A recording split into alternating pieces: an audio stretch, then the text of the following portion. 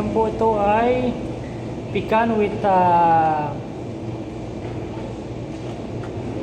chocolate. Ayan. At caramel po ang ating palaman. Ayan po ang ating palaman po ay caramel po yan, mga ka-chef. Ayan. So, bali ito na po yun.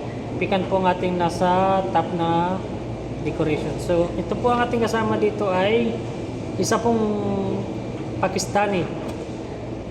Pakistan. Ayan, isa pong napakagaling gumawa din to ng chocolate. So, ayan po, katulad po ito ay mayroon pong mga reject. So, wala na to. Tapon na natin itong mga reject, no? So, ito naman po isa natin ay chocolate with pecan din with gold. So, golden po ang ating ano dito. Halos paras lang po ito pecan, pero ito walang gold na ano. Ito may gold po. Gold powder ang nilagay po natin dito.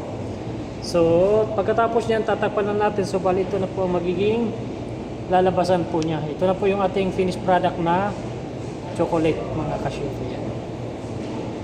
So, ayan po.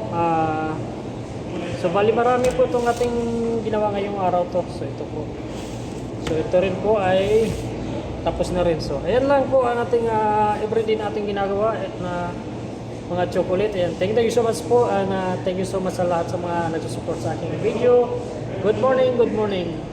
Ako nga pala ang iyong Chef Astrid.